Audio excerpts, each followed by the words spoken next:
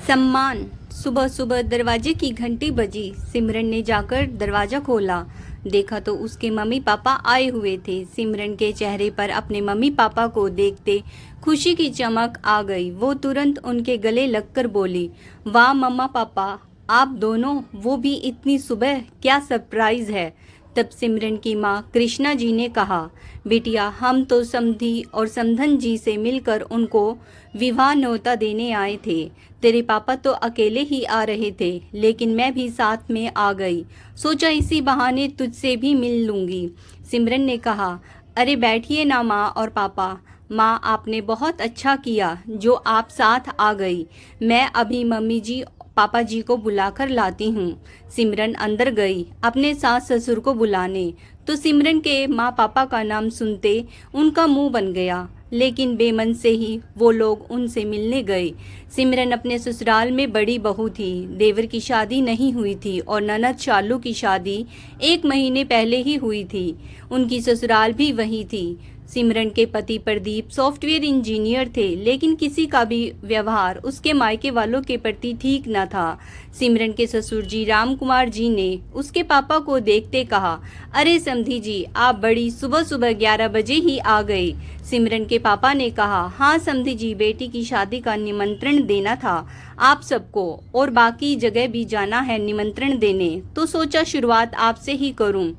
सिमरन की सास लता जी ने तपाक से व्यंग करते हुए कहा, हाँ, बेटियों की शादी का बोझ जितनी जल्दी उतर जाए अच्छा है। आखिर बेटी की शादी करके आप लोग भी चिंता मुक्त हो जाएंगे। तब सिमरन की माँ ने कहा, जी समधन जी, आपसे बेहतर इस बात को कौन समझ सकता है। आखिर आपने भी 1 महीने पहले ही बिटिया की शादी की। तभी सिमरन के ससुर जी ने कहा, सुना है वो लोग खानदानी रईस नहीं है, किसान परिवार है, सिर्फ बेटा ही काबिल है। संकोची स्वभाव और बेटी का पिता होने के नाते सिमरन के पिता चुप रहे, लेकिन कृष्णा जी ने कहा, जी बिल्कुल सही सुना है आपने। लड़का आईपीएस ऑफिसर है, संस्कारी और व्यवहारिक परिवार है। दोनों एक दूसरे को पसंद करते हैं, इससे ज्यादा और क्या चाहिए। वरना तो आजकल लोग पैसों के घमंड में बेटी के माता पिता को इज्जत सम्मान देना ही भूल जाते हैं। सिमरन के पिता ने कृष्णा जी को आंखें दिखाई तो वो चुप हो गई। सिमरन चाय नाश्ता लेकर आई तो उसकी मम्मी पापा ने कहा, अरे बिटिया, इसकी क्या जरूरत थी, हम तो बस अब निकलेंगे। अच्छा समधी जी, इजाजत दीजिए, और हाँ, शादी के हर फंक्शन में आइएगा जरूर। कहकर वो लोग चले गए। दरअसल सिमरन के ससुराल वालों में व्यवहारिकता और नैतिकता के साथ अमीरी होते हुए भी बहुत कंजूस थे। सिमरन के ससुराल वाले बहुत अमीर और मायके वाले मध्यम वर्गीय परिवार से थे। प्रदीप भी पूरी तरह से अपने माँ का ही अंधभक्त था। उसके लिए घर वालों की हर बात सिर माथे और सिमरन की हर बात बेकार होती थी। उसी दिन सिमरन की बहन का फोन आया। उसने कहा, हेलो दीदी, क्या कर रही हो। अच्छा सुनो ना, आप कब फ्री हो, बोलो तो फिर हम साथ में शॉपिंग के लिए चलेंगे। सिमरन ने कहा, तो बोल तो कब चलना है। अपनी बहन के लिए मैं हर वक्त फ्री हूँ। एक ही शहर में ससुराल और मायका होने के फायदे नुकसान दोनों ही होते हैं, लेकिन सिमरन के हिस्से नुकसान ज्यादा और फायदा कम था, क्योंकि ससुराल वालों का कहना था कि पास में ही तो मायका है, जब चाहो चली जाओ, रहने की क्या जरूरत है। अब सिमरन शादी की शॉपिंग के लिए जाने आने लगी। ये बात उसकी सास को बहुत बुरी लग रही थी। वो सीधे तो मना नहीं करती थी, लेकिन बातों बातों में व्यंग जरूर कर देती, जिससे सिमरन का मन खट्टा हो जाता, लेकिन घर में झगड़ा ना हो इसीलिए वो चुपचाप ही रहती। सिमरन ने प्रदीप से भी कहा, प्रदीप, सोच रही हूँ बस 15 दिन और बचे हैं शादी में, तो घर पर चली जाऊं रहने। तभी प्रदीप ने तुरंत कहा, अरे यार, तुम यहाँ रहो या वहाँ, क्या फर्क पड़ता है, कितनी दूर है घर, पूरे 1 घंटे भी नहीं लगते पहुँचने में। शादी वाले दिन चलेंगे सुबह साथ में, सुबह सुबह ही, वरना तुम चली गई तो घर में खाने की समस्या उत्पन्न हो जाएगी। सिमरन गुस्से का घूंट पीकर रह गई। वो सोचने लगी, 50 साल की उम्र में माँ जी बूढ़ी हो गई, काम नहीं कर सकती, और मेरी माँ इन लोगों की नज़रों में जवान है। एक दिन सिमरन शादी की शॉपिंग से लौट कर आई तो उसने प्रदीप, राम कुमार जी और लता जी को बात करते हुए सुना। प्रदीप ने कहा, माँ, सिमरन की बहन की शादी में शगुन में क्या देना है। तो राम कुमार जी ने कहा, देना क्या है, 5,000 रुपये लड़के को एक सोने की चैन और लड़की को एक साड़ी दे देना। तभी लता जी ने कहा, अरे सोना देने की क्या जरूरत है, सिर्फ 1100 रुपये और एक साड़ी दे देंगे बस।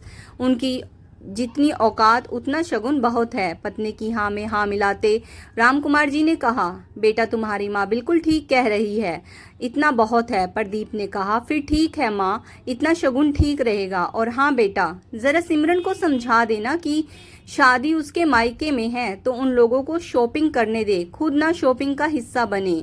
लता जी ने कहा तो कमरे से बाहर निकलते प्रदीप ने कहा, ठीक है माँ, मैं आज ही उसे मना कर दूंगा। प्रदीप जैसे इतना बोलकर कमरे से बाहर निकला, उसकी नजरें सामने खड़ी सिमरन से टकरा गई। गुस्से में प्रदीप को देखती सिमरन को अपने कानों पर यकीन नहीं हो रहा था कि ये बात प्रदीप को भी मंजूर है, जो भी ठीक 1 महीने पहले अपनी बहन की शादी में खुशी से फूले नहीं समा रहे थे। सिमरन के मना करने पर भी उसके मायके से मिले सोने के इयररिंग उससे अपनी ननद को देना पड़ा, क्योंकि उसको वो पसंद थे। तो प्रदीप के बार बार कहने पर सिमरन ने, दे दो ना, क्या तुम्हारी बहन ये इयररिंग मांगती तो भी तुम मना कर देती। लाखों रुपए प्रदीप ने अपनी बहन की शादी में खर्च किए, बिना सिमरन से या किसी से पूछे। प्रदीप ने अपनी बहन को अपना डेबिट और क्रेडिट कार्ड दे रखा था कि जब जो मन करे तुम सीधा जाकर ले लेना, पूछने की कोई जरूरत नहीं। और आज जब बात सिमरन की बहन की आई तो प्रदीप के चेहरे से चमक ही गायब थी, कोई खुशी या कोई उत्साह उसके चेहरे पर नहीं था। तभी प्रदीप ने कहा, अरे सिमरन तुम कब आई? बस अभी अभी, जब तुम माजी से शगुन देने की बात कर रहे थे। सिमरन ने कहा तो प्रदीप के चेहरे के भाव बदल गए। उसने कहा, हाँ, माँ पापा से तुम्हारी बहन की शादी में कितना शगुन जाएगा उसी के लेन देन की बात कर रहा था। अच्छा तो क्या सोचो तुमने? सोचना क्या है, जो माँ कहे। माँ ने कहा वही दे दूंगा। सिमरन ने कहा, मतलब 1100 रुपये और एक साड़ी? हाँ तो क्या घर उठाकर दे दें? पूछ तो ऐसे रही हो जैसे कोई इंक्वायरी करनी है तुम्हें। इतना शगुन कम थोड़े ना है लड़की वालों के लिए। और तुमने तो दिए ही होंगे चोरी चोरी पैसे मुझसे छिपा कर। क्या हम नहीं समझते तुम रोज शॉपिंग के लिए जाती हो, उसके पैसे कहाँ से आते हैं? गुस्से में लता जी ने कहा, माँ जी लेकिन मैंने ऐसा कुछ तो कहा ही नहीं जिस पर आपको इतना गुस्सा आ गया। प्रदीप ने गुस्से में कहा, सिमरन तुम हद पार कर रही हो, ऐसे बात करता है कोई बड़ों से? तुम अपनी बहन की बराबरी अपनी बहन से कर रही हो। तो तुम्हारी जानकारी के लिए बता दूं कि उसका बड़ा भाई इतना सक्षम है जो अपनी बहन की हर डिमांड पूरी कर सकता है।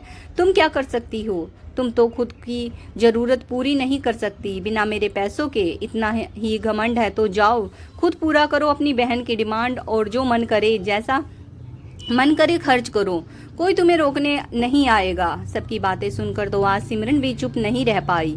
ठीक है, अब मैं जो करूंगी उसके जिम्मेदार तुम रहोगे, और अब मैं अपनी बहन की शादी में पैसे भी खर्च करूंगी और डिमांड भी पूरी करूंगी, बस तुम देखते जाओ। वो तुरंत अपने कमरे में गई और वहां अपने सामान का बैग पैक करके नीचे आई। उसने कहा, माँ जी मैं जा रही हूँ अपने मायके अपनी बहन की शादी में शामिल होने, लेकिन उससे पहले आप सबसे कुछ कहना चाहूंगी। क्या लड़के वालों को सिर्फ लेना आता है? मेरे पापा ने अभी इस घर की लड़की की शादी में चांदी के बर्तन, सोफा सेट, दुल्हन और दूल्हे के लिए सोने की चैन और अंगूठी के साथ कपड़ा और 50,000 रुपए दिए, तो भी आपके हिसाब से उन्होंने कुछ नहीं दिया। तब आपने कहा था कि क्या कंजूसी दिखाई मेरे पापा ने, समाज में उनकी आपकी नाक कटवा दी। जब उनकी बेटी की शादी होगी तब आप इतना ही उन्हें रिटर्न में दे देंगी। अधिक ना सही उतना ही सोच लिया होता। और प्रदीप, मैं माँ पापा से क्या शिकायत करूँ या किस बात की उम्मीद रखूँ जब मेरा पति ही मेरा नहीं है? क्या मैं जान सकती हूँ कि 2 बहनों के शगुन में इतना फर्क क्यों? अगर ये फर्क मैंने किया होता तो क्या तुम्हें मंजूर होता? तुमने अपनी बहन की शादी को जैसे चाहा एंजॉय किया, जितना मन किया उतना खर्च किया, यहाँ तक कि मेरे सोने के झुमके भी दिलवा दिए। क्या मैं अगर तुम्हारे साथ तुम्हारे जैसा व्यवहार करती तो तुम्हें मंजूर होता? और माँ जी, मुझे अपनी बहन को कुछ देने के लिए चोरी चुपके कोई काम करने की जरूरत नहीं है। अब आखिर और असल मुद्दे पर आती हूँ। मैं अपने साथ अपने गहने ले जा रही हूँ। मैंने आपसे या प्रदीप से अब तक 1 रुपया भी अपनी बहन की शादी के लिए नहीं लिया, लेकिन फिर भी मुझे झूठा और चोर साबित कर दिया गया। इसीलिए अब मैंने ये तय किया है कि मैं इन गहनों को गिरवी रखकर अपनी बहन को सब कुछ दूंगी। और ये रहा आपका मांग टिका जो आपने सिर्फ मेरी शादी में बनवाए थे। बहू, तुम्हारा दिमाग तो ठिकाने हैं। भूलो मत कि वो गहने भी हमारे कहने पर तुम्हारे पिताजी ने बनवाए थे। उन पर तुम्हारा नहीं हमारा हक बनता है, रामकुमार जी ने गुस्से में कहा। रामकुमार जी ने फिर गुस्से में अपनी पत्नी की तरफ देखते हुए कहा, आपसे कितनी बार कहा सिमरन से गहने लेकर अपने पास रख लो।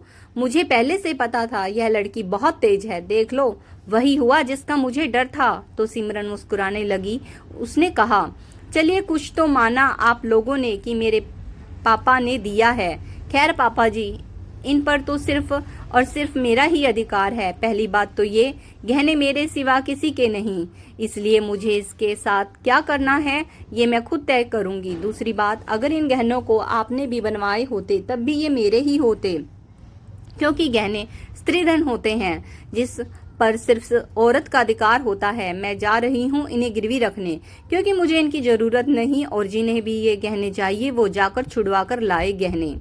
मैं तो चली अपनी बहन की शादी एंजॉय करने। तब लता जी और रामकुमार जी ने कहा, फिर हमारे घर आने की कोई जरूरत नहीं, पड़ी रहना वहीं अपने माँ बाप के घर और करती रहना शादी और अपनी पूरी जिंदगी को एंजॉय।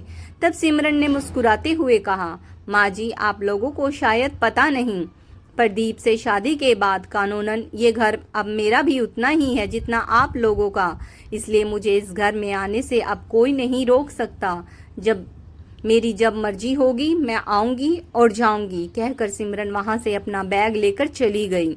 सिमरन को उम्मीद नहीं थी कि इतना सब कुछ होने के बाद कोई उसके ससुराल से उसके घर आएगा शादी में शामिल होने, लेकिन बारात के आने से पहले उसने देखा प्रदीप के साथ उसके सास ससुर भी आए थे।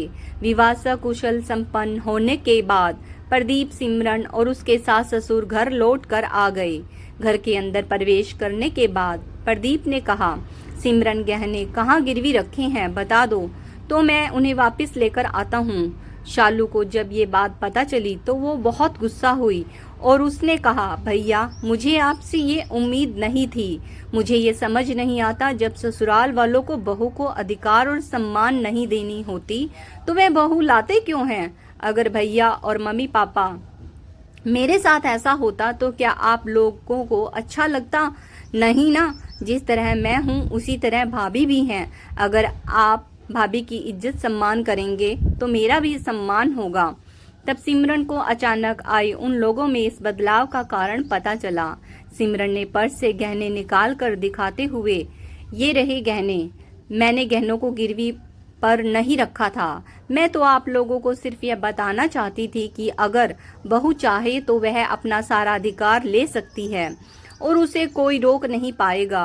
प्रदीप तुम भूल रहे हो, लेकिन तुमसे शादी से पहले मैं नौकरी करती थी। मैंने अपने उन्हीं पैसों को अपनी बहन की शादी में खर्च किया, जिस पैसों को मेरे पिता ने हाथ भी नहीं लगाया था और जिसके बारे में तुम आज तक जानना चाहते थे।